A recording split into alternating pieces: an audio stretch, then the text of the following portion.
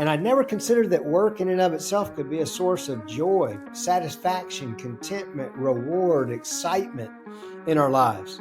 Because I was only looking at work as a paycheck, basically, as a means to make money. And what I realized is that the real riches in life never show up in your bank account anyway. You know, it's found in the richness of relationships. It's found in the richness of experiences. It's found in the richness of the mission that we're on. It's found in the richness of the sense of community that we feel. And that's what I experienced at Chick-fil-A, is all these things that were so much more important than the size of my paycheck. But at age 21, the only thing I cared about was the size of my paycheck. And as it turns out, you know this, Terry, I've told you this before, but when I used to hire people at Chick-fil-A, I would tell them, if the least important thing you ever get from Chick-fil-A is your paycheck, I will have done my job well. But if the most important thing you ever get from Chick-fil-A is your paycheck, I've been a lousy leader.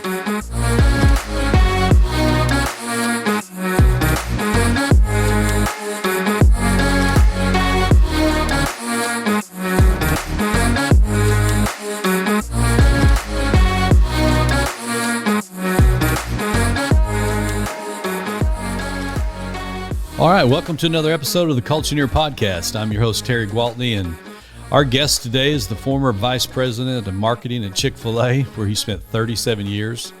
He's co-author of the book Remarkable, co-founder of Rome, which is a shared workplace company, and just an all-around serial entrepreneur. David, welcome to the show. Terry, what a pleasure it is to get to be on the show with you. You and I go back for a couple of years now, and it's an honor to meet in such a formal setting like this because we've had so many great informal conversations. Yeah, and I always leave those conversations, inspired. And so that's the goal for today. Our audience is going to be made up of either aspiring business leaders or CEOs and entrepreneurs that are just trying to figure out how do I make this worth it? Because there's so much more to this than just making a living. And hopefully we're going to be able to, I know we will today. You're going to drop some huge nuggets. I'd like the audience to know a little bit about David, the individual, before we get just into your remarkable career as a purpose-driven leader, if that's okay with you. Sure, of course. And I remember just, we were talking about this a little bit off set, but a few months ago we were together at an event that was hosted at Chick-fil-A, and you had just spoke and sat down at the table, and we were talking. And the last two times I've heard you speak, I always walk away amazed because you tear up. You know, you spent a huge chunk of your life, obviously, at Chick-fil-A, but you've been retired from there now for several years. But when you talk about it, it's the passion is still there, the authenticity. It's not just a speech you're doing. It's not just a talk you're getting paid to do. And I remember when we were having that discussion, I was telling you that, and you said, yeah, this place changed my life. And I'd like us to pick up that conversation right there. And I'd like you to tell the audience kind of what you were telling me, because you shared with me the impact and how that changed the trajectory of your life. And I just got to believe there's people that are listening today that they need to hear and understand what a huge opportunity and responsibility that they have leading their organization for the people that are maybe sitting across the desk from them, or they're out on the floor, or they're in maybe one of their service trucks, or whatever the case might be. Would you mind just kind of picking up that conversation and just telling us a little bit about that? Sure, I'd be thrilled to, Terry. And I think it may help if I go one step further back in answering your question, because you'll be glad to know that at age 21, I had all of life figured out. And that's really where the story begins. Oh, boy. I was at University of Georgia at the time, and I had this great plan for my life. At that time, if you had asked me as a 21-year-old, the most remarkable plan I could think of was to graduate from college, make as much money as I could, as fast as I could, to retire as early as I could. And I had set my goal to retire by age 35. I just thought, if I can just be retired by age 35, how could life get any better than that? That's the best I had as a 21-year-old. And fortunately, I went to work for a guy named Truett Cathy at an organization called Chick-fil-A, and Truett was so much wiser than I was. I was pretty good academically. I'd done really well in college academically, but so from a knowledge standpoint and academic standpoint, but I didn't have a lot of wisdom. And I tell people, instead of finding the job I could retire from early, I found something I'll now call 1,000 times better. I found the job I wouldn't want to retire from. See, that thought had Mm. never crossed my mind, that there could be a job you wouldn't want to retire from, or even should be a job you wouldn't want to retire. At that time, I thought the whole point of work was to stop doing it. And I'd never considered, that work and a company could be so much more in life. And that's what I got exposed to at Chick-fil-A, because not only did it make a difference in my life, but from a professional standpoint, it made a maybe even bigger impact on me personally. And I never considered that work could do that for you, or a company could do that for you. It's almost like I gotta begrudgingly go to work so that I can really do everything important in life. And instead I found you could do a lot of important things right through the work itself. And I never considered that work in and of itself could be a source of joy, satisfaction, contentment, reward, excitement in our lives. Because I was only looking at work as a paycheck, basically, as a means to make money. Mm. And what I realized is that the real riches in life never show up in your bank account anyway. It's found in the richness of relationships. It's found in the richness of experiences. It's found in the richness of the mission that we're on. It's found in the richness of the sense of community that we feel. And that's what I experienced at Chick-fil-A, is all these things that were so much more important than the size of my paycheck. But at age 21, the only thing I cared about was the size of my paycheck. And as it turns out, you know this, Terry, I've told you this before, but when I used to hire people at Chick-fil-A, I would tell them, if the least important thing you ever get from Chick-fil-A is your paycheck, I will have done my job well. Mm. But if the most important thing you ever get from Chick-fil-A is your paycheck, I've been a lousy leader. Because it really, as it turns out, what was really valuable to me at Chick-fil-A was everything beyond the paycheck that I got. And Truett used to say that he used to, and this is kind of going back to our conversation we had, that he said there are 3 M's in life that you have to decide: your mate, your master, and your mission. And he said those are the 3 biggest and most important decisions we'll make in life: our mate, our master, our mission. And I made all 3 of those through the prism of Chick-fil-A and Truett Cathy and all that. He helped me make wise decisions in all 3 of those areas, where I was probably destined to not make wise decisions in those had I not had the good fortune, of going to work for him and for Chick-fil-A. When I hear somebody like you talk about the impact somebody else had on their life, man, I hope there's a way that we can inspire people listening today to realize that, when I'm gone, hopefully there's going to be a line of people coming to my funeral, and it's because of the impact, that we were able to make on their lives. So I'm so moved by that when I hear you talk. For a guy that is retired, you sound like you're awful busy. Well, my wife would tell you, Terry, that I'm failing retirement. Well, at least you act like you're having a good time at it. I have 7 different businesses I'm involved with actively right now, and having the time of my life. I'm having a ball. And it's funny, Wow. it sounds weird to a lot of people, because for somebody like me at age 21 that thought the purpose of work was to stop doing it, and that the real goal in life is to how quick can you stop working? What Truett taught me, said, if you love what you do, you'll never work another day in your life. And so I never considered that work could be a source of joy and satisfaction, like we talked about earlier. And I remember going into his office, Terry, when he was in his 80s. And I'd say, Truett, man, what are you still doing here? Your 401k is fully funded. And why are you still here? And he said, David, why would I stop doing something I love this much? See, I think that's what most of us are missing, is Yeah. that we assume work has to be a burden. We don't consider that work could be a source of joy, and work could be a source of satisfaction and mission, and that the real riches in life actually could exist in the workplace and not just outside of the workplace. It's just most people don't experience it that way, because I think most businesses are started with the wrong premise. And maybe that's a good place to go next with Mm. this. I think most people start businesses because they see business as a get rich scheme. I'm going to start a business so I can get rich. And I'm not casting aspersions, Terry. That was me at age 21. I've already told you at age 21, the whole purpose of my business career was going to be to get rich. And I thought that's what business was all about, that business was a get rich scheme. But the problem with business as a get rich scheme is that it almost implies that I'm going to get rich at the expense of other people. I'm going to enrich my life at the expense of others. And it could be, I'm going to enrich my life at the expense of my employees. I'm going to enrich my life at the expense of my customers. I'm going to enrich my life at the expense of my suppliers. I'm going to enrich my life at the expense of the community. And when you put it that way, it doesn't sound near as good. It's like a self-enrichment scheme at the expense of everyone else. But what Truett modeled for me, and why I get so excited about my time at Chick-fil-A and why it had such an impact, is he modeled something I never thought existed and couldn't even conceive of existing. He modeled business as a be rich scheme. Mm. And it sounds almost identical. Get rich, being rich, isn't it the same thing? But they're polar opposites.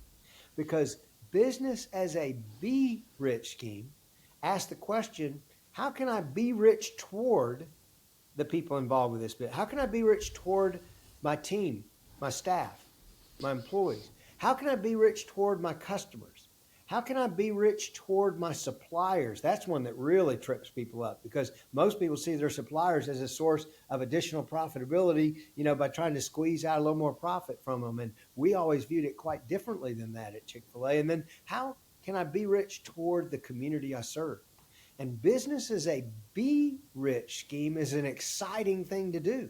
And it's a great way to spend your life. And it's a great mission to be on because you're using business as a chance to enrich others instead of just yourself. And I think that's where a lot of the real riches in life come anyway, is when we're in the process of enriching others. We've all heard it's better to give than to receive. And when you approach business with that mentality, that my business is going to be my opportunity to be rich toward other people, it's amazing what a difference that mindset makes in terms of your enjoyment, satisfaction, and desire to keep doing what you're doing. Yeah, your whole perspective changes, doesn't it? Yes, it does. So, talk to us a little bit about who took this journey with you. You said mate, money, and mission. That's what Truett helped Yeah. you see through the prism while you were there. How long you been married? I've been married now for 37 years. Wow. Kids, I'm assuming? Yes, we've got 3 kids. One who just turned 30, 32, 30, and 25. Wow. Any grandkids yet? We do. We have 3 grandkids, all from our oldest child, who's our daughter, Amanda. She's got three kids. And our middle son, Nick, is about to get married in December. Wow. Well, life gets interesting when you get grandkids. So it's Yep. a similar path. I have 3 kids, been married 38 years, but I have 6 grandchildren. Oh, wow. So life is constantly busy. Who influenced you the most, David, as you were growing up? That's a good question because it'd be hard for me to single out. It's almost like at different points in time, different people had more impact. That might be an easier way. Like I can go all the way back to 7th grade. I had a history teacher in elementary. At that time, they didn't have middle school. So 7th grade was your final year in elementary school. And I had always viewed myself as a mediocre student. At that time, all the classes were A, B, and C. If you were in the A class, you were the smart kids. C class, you're kind of the slow. B was kind of in the middle. I was always in the B classes. And that year, I got a history award from my history teacher. And it's the first time ever in my life, Terry, that I remember standing out at something. I was not good at athletics and, but for whatever reason, she gave me that History Excellence Award. And it's the first time I remember thinking I can be excellent at something. I can stand out at something. And that then kind of, up until that time, I'd always been in the B grade. I moved to high school and all of a sudden I started making better grades across the the spectrum. And, and then all of a sudden went to college. And in college, I had a internship with Six Flags Over Georgia with a gentleman named Dave Kaplan. It's kind of an odd story the way that worked out, because I went to Wake Forest for my first couple of years. I thought I wanted to be an attorney because my dad was an attorney. My older brother was studying to be an attorney. I thought that's what I wanted to do. But it turns out it was probably more about, following in my dad's footsteps than really isolating what I was good at. And so my freshman year at Wake Forest, I got a call from Six Flags that Dave Kaplan called me and said, hey, he had just taken a job at Six Flags and gotten my name as somebody who might be a good intern in the marketing department. And I'm like, well, that's odd. I feel like I'm going to law school and I wasn't that interested in a marketing department internship, but he talked me into coming to interview with him when I came home from school over Christmas break. And he was just an amazing guy. And I just kind of fell in love with him and the opportunity, and I decided to try it. And that summer I fell in love with marketing. And that had such a huge impact, because up until that time, I would have told you I'm going to law school, which would have been a terrible idea for me. As it turns out, I was picturing law school as the attorneys you see on TV arguing things in court. The reality of it is 98% of the time you're just reading and writing, which I was not that good at either of those. And so anyway, I fell so much in love with marketing, I decided to change majors, and that forced me to change schools. I ended up transferring to University of Georgia to get in the business school because they had a marketing major there. And as a result of that, I met a guy named Woody Falk. He was one of my fraternity brothers who introduced me to Truett Cathy. And I met Truett when I was a junior. He kind of recruited me my senior year. And, and so all of that turned out to be, kind of the dominoes that led me to Chick-fil-A. But Dave Kaplan was a huge influence in my life. And I'll share with you this story because I think this could be helpful to the people on your podcast. As I told you at age 21, I had one question for any potential employer: how much are you going to pay me? That was the sum total of the questions I would think to ask.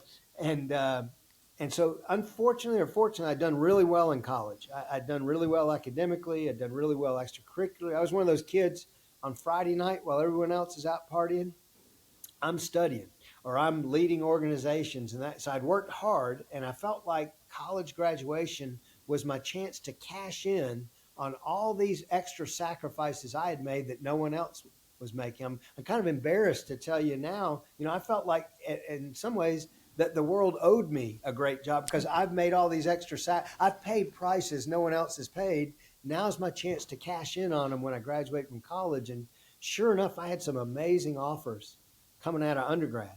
But the lowest offer I had by 75%, 75% less than my highest offer, was from Chick-fil-A. And for some reason, I was struggling with it, Terry. I can't imagine why I would, because again, if your goal is to make as much money as you can fast as you can, then you just take the job that's paying the most. But I was struggling with it, and I called Dave Kaplan and I explained it to him. And he said, Salyers, he said, I want to come visit you. So he said, we're not going to talk about this on the phone. I'm going to come visit you. So he drove all the way to Athens, Georgia.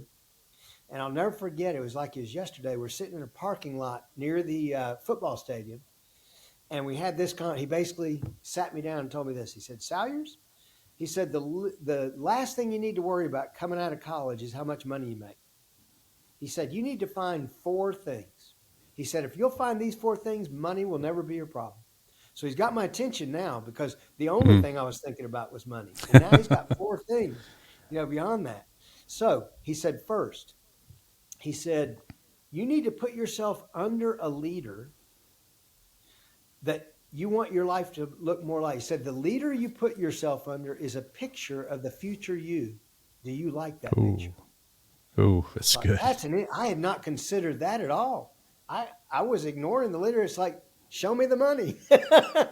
So I'd not considered the leader. And I'm going to give you kind of the Truett version. Later, I learned all the Truett version. I hadn't worked for Truett yet, but let me give you the Truett version of what Dave told me, because I kind of have a Truettism for each of the things Dave told me. So Dave told me, put yourself under a leader that you want your life to look more like, because the leader is a picture of the future you. Truett would have said it this way. He said, we become like those we surround ourselves with, for better or worse. So he said, true. Look around The people you're going to be working with, that's a picture of the future you. Do you like that picture? And I thought that's super important. That's super wise. And that's so telling, especially like when we get to the other side of it, when you're hiring people. Are you hiring people you want your life to look more like, So we can get to that in a minute. He said the second thing, he said, David, the first thing you're going to get asked in a social setting when you're outside of work is, who do you work for? Where do you work? He said, are you going to be proud of the answer to that question? Hadn't thought about that.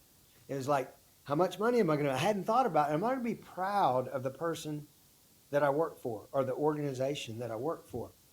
Truett would have said it this way, and he lived his whole life this way by Proverbs 22:1. A good name is rather to be chosen than great riches. Truett was much more intentional. I never heard him talk about great riches ever, even though he may be the single richest man I'll ever personally know, that close. But he often talked about his good name and the good name of Chick-fil-A. That's what he cared about. And if those two were ever in conflict, if there was ever a conflict between preserving his good name or Chick-fil-A's good name, and it's going to cost us something financially, didn't take him a nanosecond to figure that out. He would always go for the good name. So put yourself under a leader or surround yourself with people that you want your life to look more like. He said second, go to work for somebody who has a good name, a brand that has a good name that you'd be proud to work for. He said third, he said, you're uniquely gifted. God put us all on the face of this earth with some unique talents and giftedness. Is the job that you're signing up for going to leverage that unique giftedness? Put another way, a lot of us have read the book Strength Finders. Basically, that book challenges us to think in terms of working out of our strengths and not working on our weaknesses. And so he basically was challenging me, is the nature of the work going to put you in a position to leverage your strengths? Hadn't thought about that. It's like, again, the only question I had was, tell me how much you're going to pay me. And here's the problem, Terry, for a lot of people. A lot of people are smart enough, they're driven enough, that they can be good at things they're not good at just because they set their mind to it. It's like, I'm smart enough, I'm driven enough, so I'm going to become good at something. But just because you can do it doesn't mean you should. Because that kind of gets to the fourth thing, which is passion. He said, find a job you'd be passionate about doing. And as he used the word passion, as I use it now, I think about it in two dimensions. One is the work that I'm doing energizing me?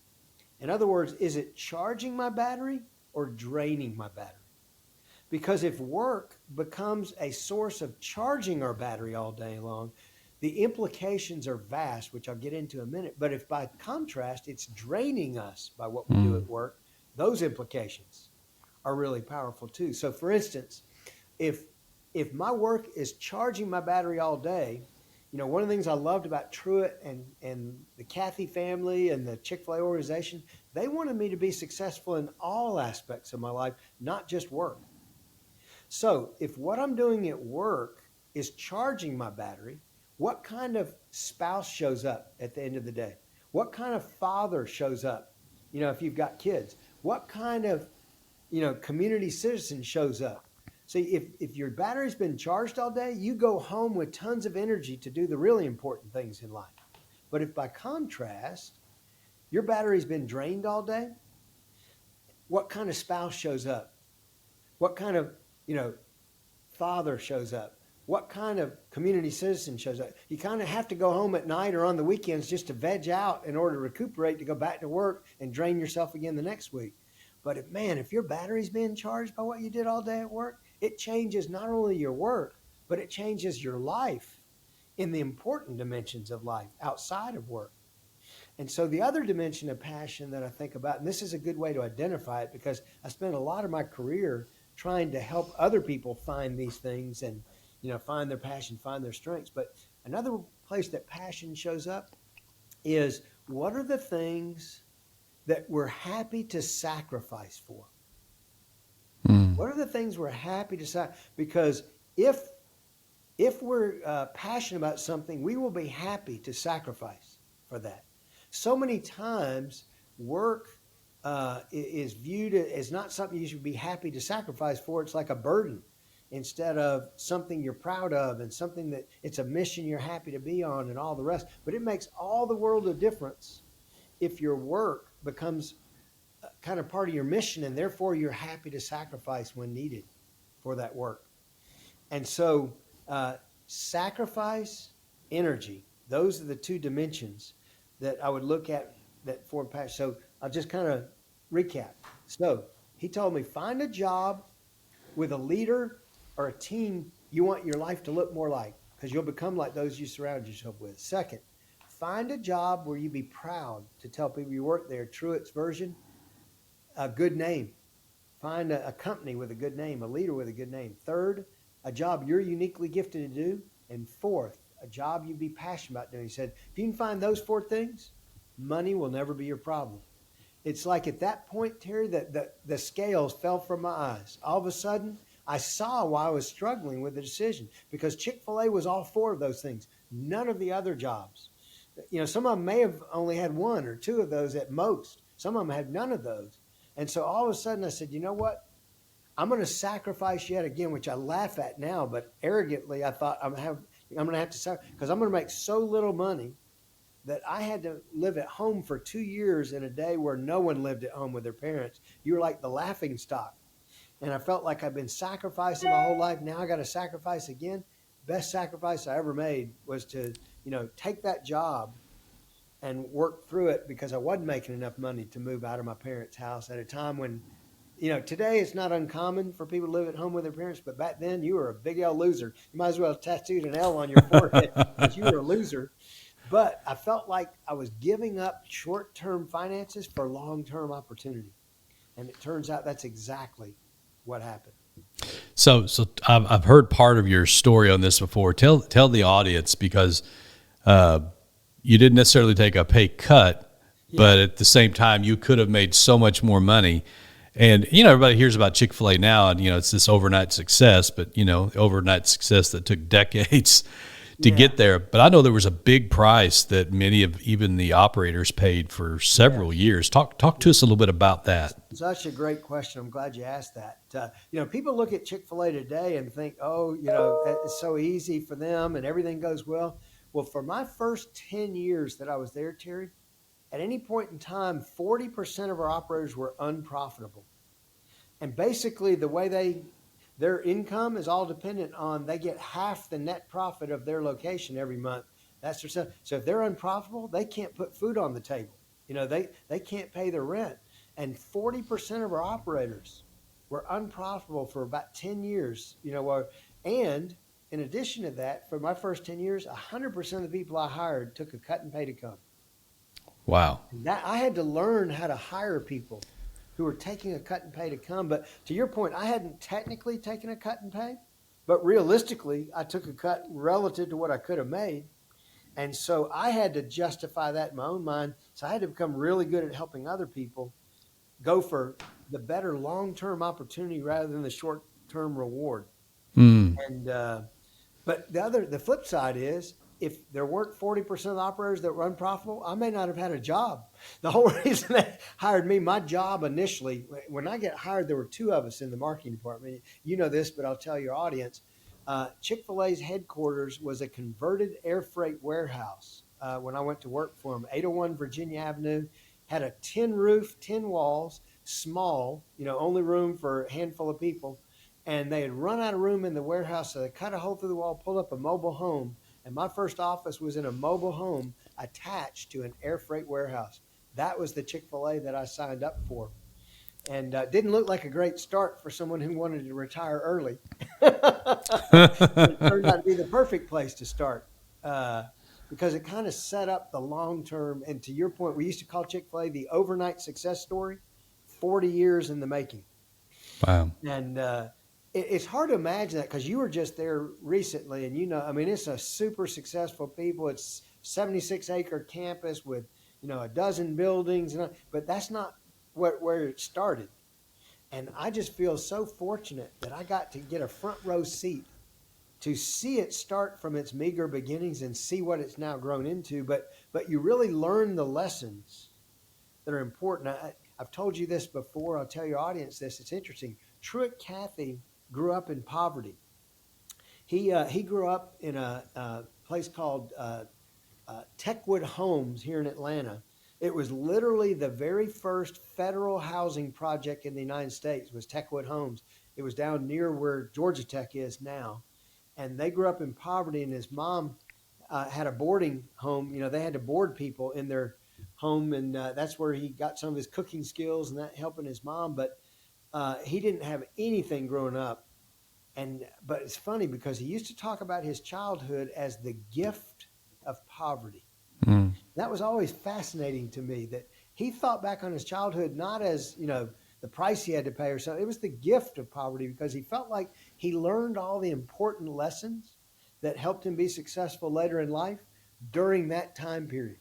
And there's a sense in which I feel the same way. I feel like my first years at Chick-fil-A were what taught me the lessons that became super important to help make us successful, but then keep us successful down the road. And as hard-headed as I am, I'm not sure I could have learned them any other way than to live through that. And but it wasn't always easy. I remember, a couple years into it, I thought about quitting at Chick-fil-A because half the time when I would go visit operators, they would play me what I call the Chick-fil-A "Done Me Wrong" song. It's kind of like they can't make enough money to put food on the table and pay the rent, and I'm the reason because I'm representing the organization that's keeping them from being successful. But fortunately, my job was to help get that turned around and said, okay, you can't make it now, but let's get your sales up, let's get your profits up, and then you will be able to be successful. And we were able to do that, thank goodness, often enough where now I don't think there's a Chick-fil-A in the world that's unprofitable now. Wow. You said so much there, but one of the things I think in the for-profit world, there's so much we can learn from the nonprofit world. Yes. You think about the army of people that are willing to come for a T-shirt and a donut to donate their time on a regular basis, not because of money, but because they believe in the vision and they're so aligned with the mission. And so I'd like to hear, in those years that were lean, you obviously were bought into the vision of where Chick-fil-A was going and the mission on how they were going to do it. How, as a leader, did you translate that to 100% of the people that you were hiring that were taking a pay cut to come on board? That could be a valuable nugget for our audience. Yeah. Well, it's interesting. There's a little story I tell. I've got a book out called Remarkable, and there's a little story that I tell in that book that I think makes the point that we're trying to make, and this kind of encapsulates your question. Terry, let's say, right now it's August in 2024, and if I were to send you down to, let's call it Savannah, Georgia, it is hot, it is humid, it might be 100 degrees with 100-degree humidity, and it is nasty. And if I sent you out there and said, Terry, I want you to stand in the hot Georgia sun in August, and I'm going to pay you $15 an hour or $20 an hour to fill sandbags. How excited are you about filling sandbags in the hot Georgia sun in the middle of August, 100% humidity, 100 degrees outside, $20 an hour, let's call it? Probably not very excited, right? Not at all. No, not at all. But Terry, if all I did was change the scenario and say, Terry, there is a hurricane coming through, and let's say that you grew up in Savannah. We need people to go fill sandbags to save the city. Now, what would that feel like? Oh, yeah. I'm a part of something bigger than myself. Bingo. Physically, the work hadn't changed at all. You're still filling sandbags in the hot Georgia sun, but in one scenario, $20 is not very appealing at all. And the other, I would do it for free to save the city, which taught me the lesson that it's not about the physical work. It's about the mission associated with it and the outcomes that you're trying to get to associated with that. And what I love about having worked for Chick-fil-A is there's a sense in which, fast food is not exactly a glamour industry. Fast food is right up there with garbage collecting in most people's minds. I've never heard anybody say, when I grow up, I hope I'll be qualified to work for a fast food restaurant. It's usually just the opposite. If I can't do anything else, I can always flip burgers for a living. Fast food is kind of that if I can't do anything else job, I can always get a job there. So what I love about the Chick-fil-A story is we managed to create that mission mindset in an industry that's so far from that. And so what that does, that encourages me that if a fast food company can become mission motivated like that, I think almost any business can. It's a matter of creating the context. And I think the greatest leaders create the greatest context, for what we're doing, why we're doing it, why it's important. Uh, and the other thing that was really interesting about Chick-fil-A is we always want to create a picture of a brighter future. So regardless of where we sit today, what most people want is a brighter future. And so we were always talking about the future and what things were going to be like and working toward that and having realistic plans that we could accomplish. And we were always working toward a better future than the current present. And sometimes that picture of the better future is what sustained us through the challenging present. Mm. It's so good. So good. I wanted to ask you this question. 20 years ago, probably one of my big leadership heroes was John Maxwell. Mm. And I had an opportunity for just me and him to go to lunch. Mm. And I thought about that lunch, and it was like, what am I going to ask him? I need something profound. What am I going to ask him? I got this one opportunity.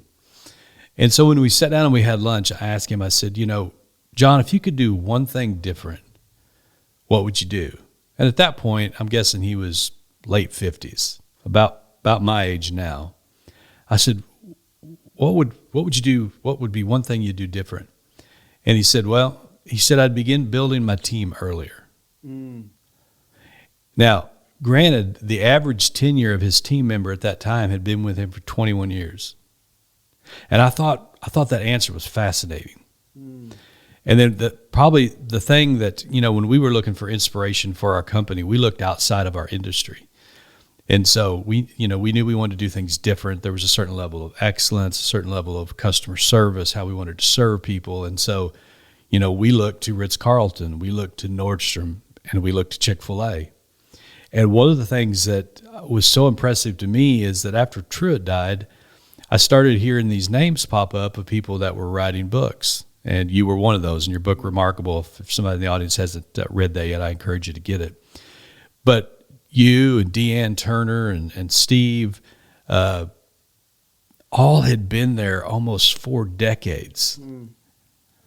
And so tell the rest of us, what's the key to keeping a team together long term? Because you lived it, you experienced it, and I think in large part that's why Chick-fil-A obviously is having the success that they've had today. When you got that momentum going, it just kept going. It took a long time, but you start pushing the train, you get it moving, you don't slow down. So could you speak to that just a little bit? Yeah. Let me start at maybe an odd place to start to answer your question, but I think it's a good place to start. There's a company called Gallup that we're all familiar with. A lot of us have heard Gallup polls and stuff, but they do a lot of work on employee engagement. And they have a survey that a lot of companies employ. Chick-fil-A employed it for a while. I'm trying to remember exactly how many questions. It's like 12 or 13 questions. They're not a lot of questions, but just by answering these 12 or 13, 14 questions, however many it is, it gives you tremendous insight into the level of engagement that your employees have. And there was one question that struck a lot of people as strange. In fact, I literally, I got to be careful. I know of a couple companies that took that question off of the survey because they felt like it had nothing to do with business success and why would we have it. And I've always found that one question to be the most controversial. But the funny part about it is, Terry, if you talk to the Gallup people, that one question is the single most predictive question of customer engagement, but it's controversial. So the question was this: I have a best friend at work. Not my only friend is at work but I have a best friend at work. And there were people that I've talked to in business say, I don't care whether you have in fact, I'd rather you not have a best friend at work because I need you working. It's kind of like I need your nose down to the grindstone, that kind of thing. But it turns out having a best friend at work is one of the secret ingredients to not only customer engagement, but employee engagement and longevity of employees. So looking back on it now, a lot of my best friends were the people I worked with. And if you're working with your best friends, and it didn't like start out that way, but we had great experiences together. We had accomplishments together. We worked as a team. We overcame challenges and circumstances. We did life together. When somebody would get married or have a baby, or we do wedding showers and baby showers and birthday parties. We're kind of doing life together. Now, for some employers, they would think, I don't care about all that. In fact, all that seems like a distraction from what I'm paying people to do. But it turns out that if you work around those kind of people, your motivation to show up at work is a whole lot more. Your ability to get work done is a whole lot more. Your ability to overcome challenges is a whole lot more.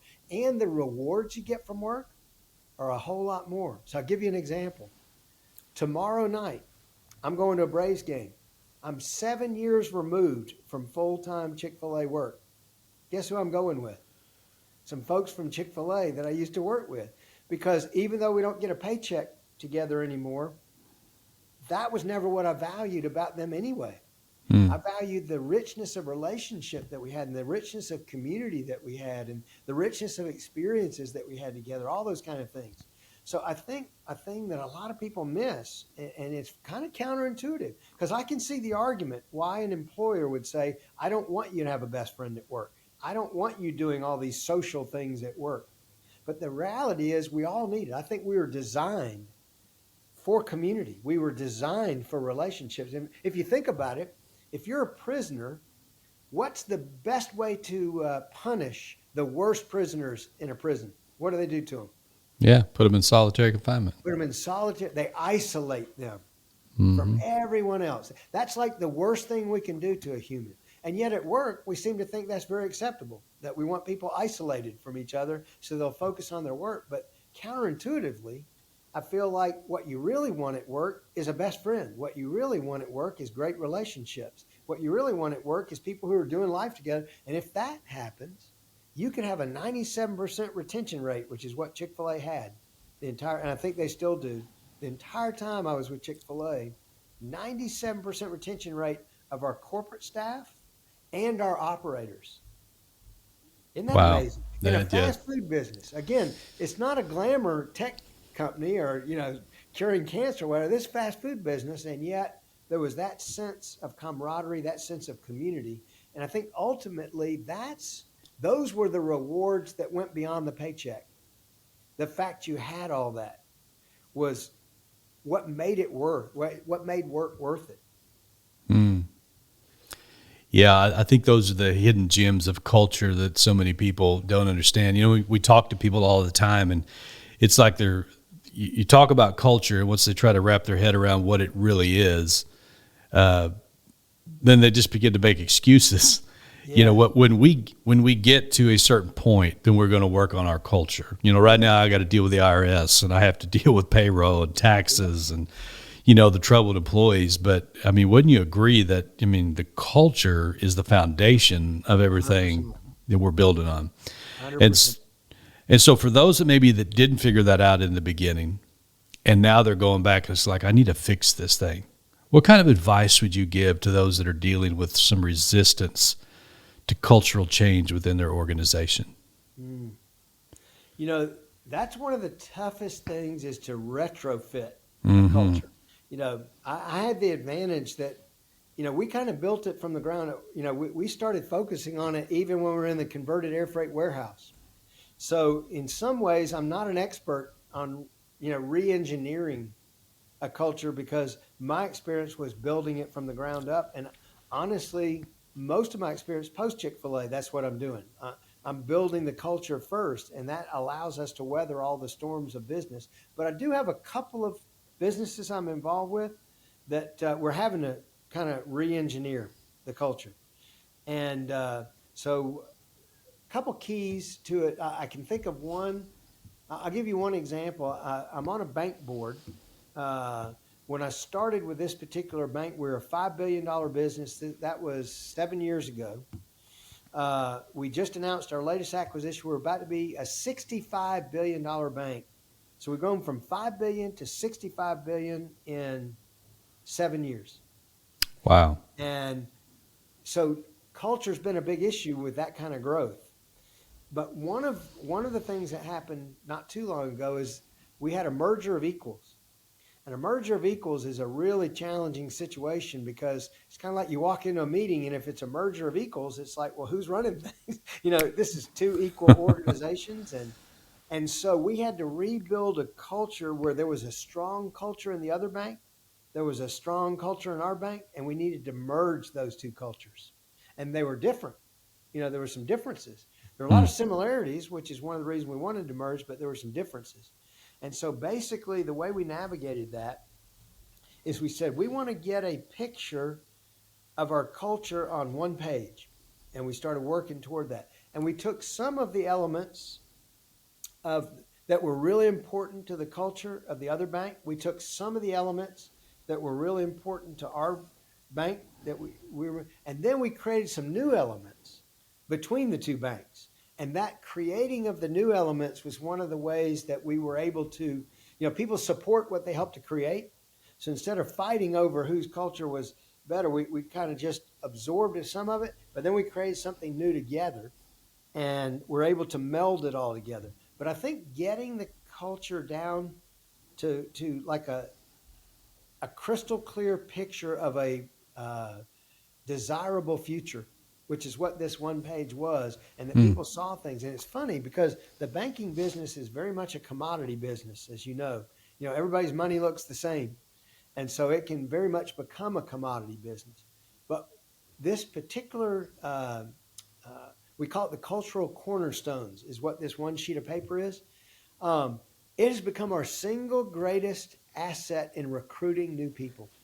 We've been able to recruit people from much bigger banks who, when we showed them, here's the picture of the bank we're trying to build, they'd say, that's what I've been missing in my current job. That's what I Mm. want. That's what I desire. And they see on this sheet of paper what they desire, and they leave, in some cases, well, many cases, bigger banks, maybe even being paid more because they see something more appealing than that in what we're trying to build.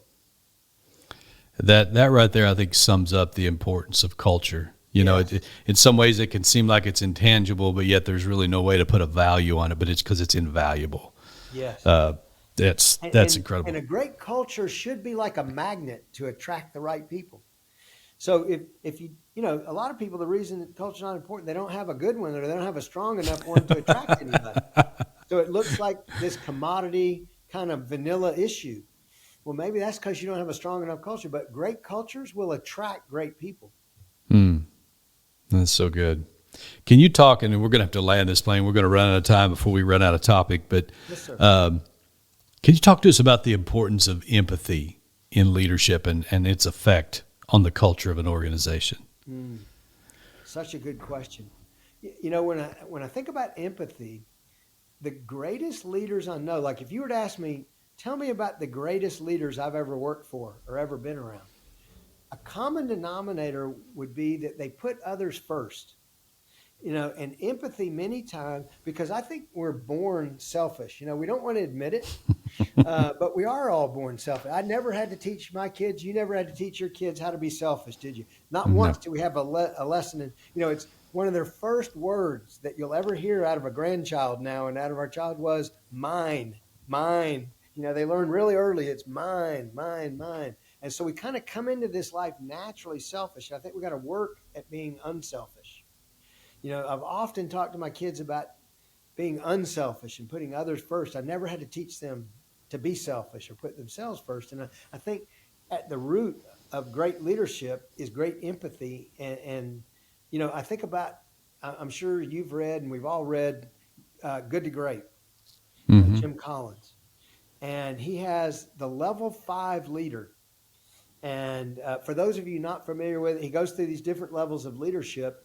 But a level 5 leader, the difference between a level 4 and a level 5 is a level 4, is still kind of doing a great job of leading the organization. But a level 5 kind of rises to a whole new level where they're more interested in creating the next generation of leaders.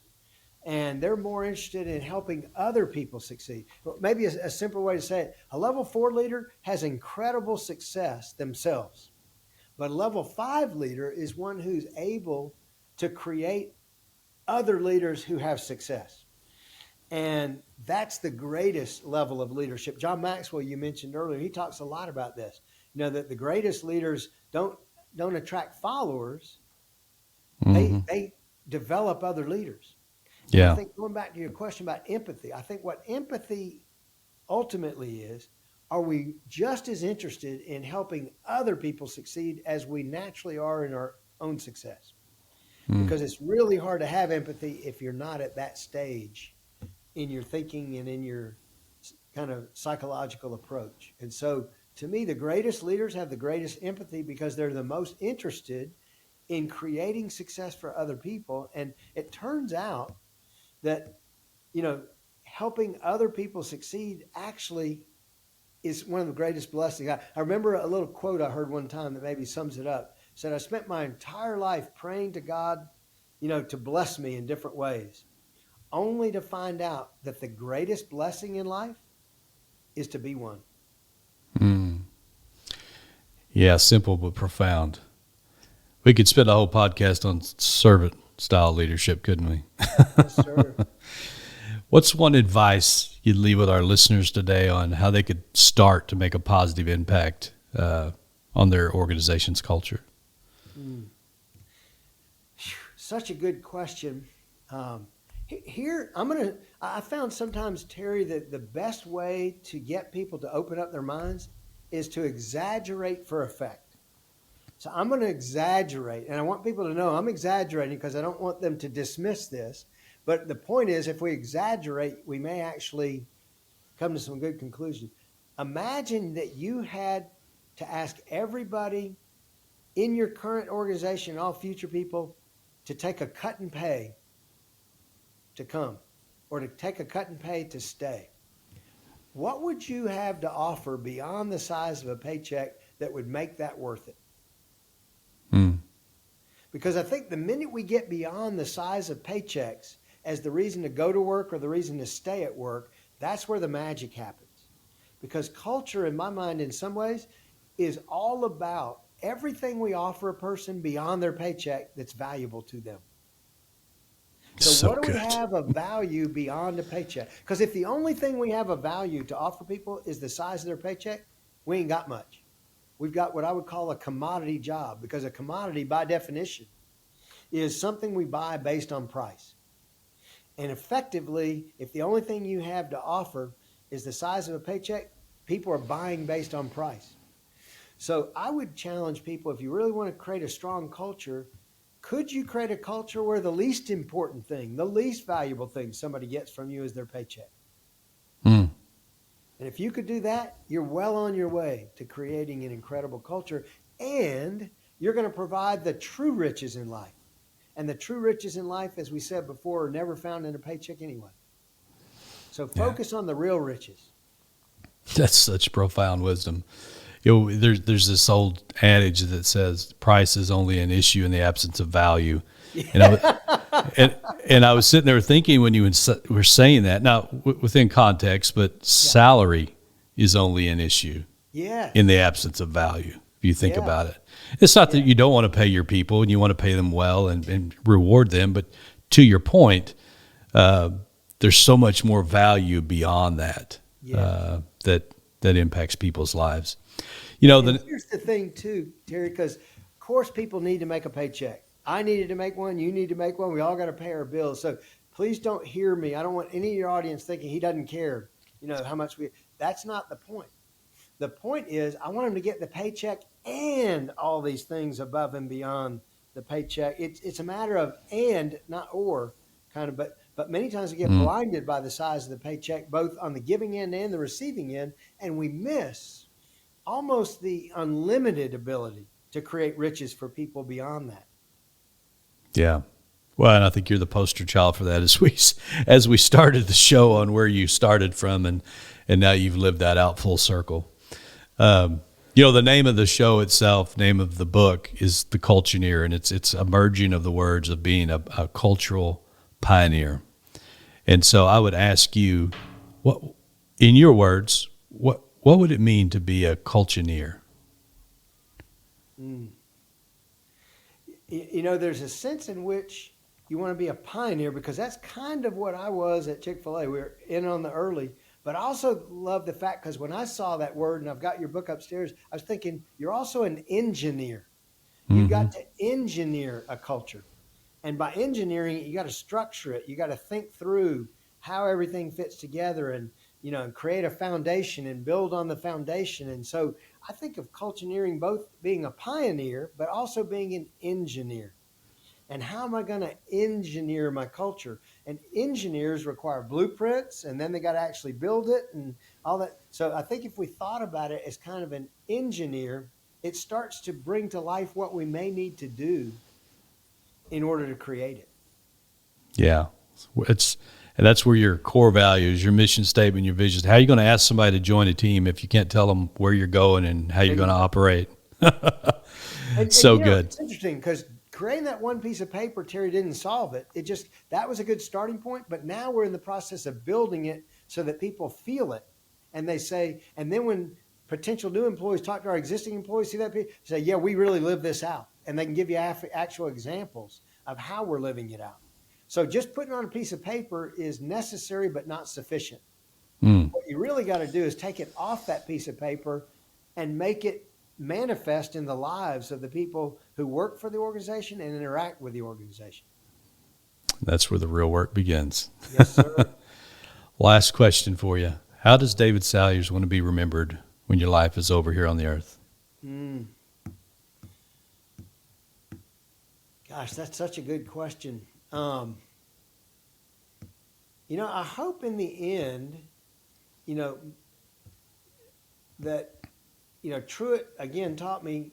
I spent 37 years on the receiving end of what Chick-fil-A and Truett had to give. And it was incredible to be on the receiving end of that.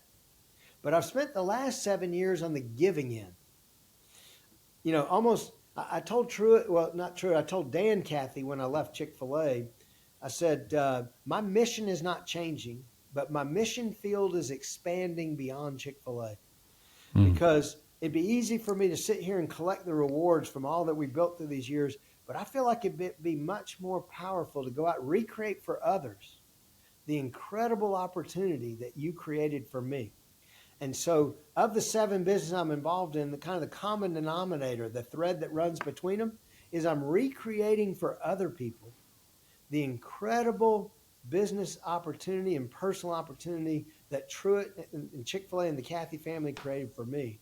So I'd hope at the end of the day that that's how I'd be remembered, that I recreated for others the incredible gift that was created for me by the time I had at Chick-fil-A. Wow. And I believe you're doing exactly that. And so, folks, as you're listening today, if you've not read the book Remarkable that David wrote, I encourage you to do that. He has a course. If you'd like to be mentored more by him, he has a course called Spark. Great course. I think there's 12 lessons in there. 6 of them have to do on branding. 6 of them have to do on culture.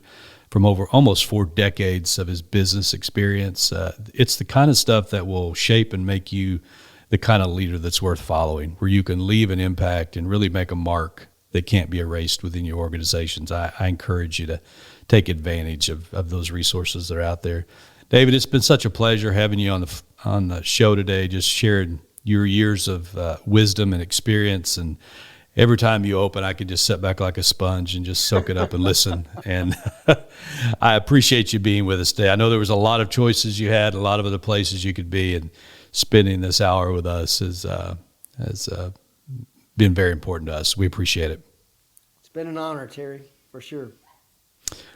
Well, folks, remember, your culture is only as healthy as the leader. So do your job to be the healthy leader that only you can be. And we'll see you next time on the Culture-neer podcast. Terry Gwaltney from the Culture-neer podcast. Listen, I want to say thank you for listening to the podcast today. I also want to encourage you to help us get the message out to more people. If you could like, share, and review this content on wherever you consume it, if you go into YouTube or LinkedIn or just whatever your social media channels are, and you could even share it, that would be a big help to us here at the Culture-neer podcast. Also, if you'd like some more information, you can go to www.terrygwaltney.com, where we have updates. We also have more resources. We share articles there. And you also can find our new book there called The Culture-neer. Again, we want to thank you again for taking time just to listen to the podcast or view it on YouTube. It's our goal to spend 20 or 30 minutes each time we're together to help grow your culture to a point where your employees refuse to leave and your customers can't resist. This is Terry. We'll talk to you soon.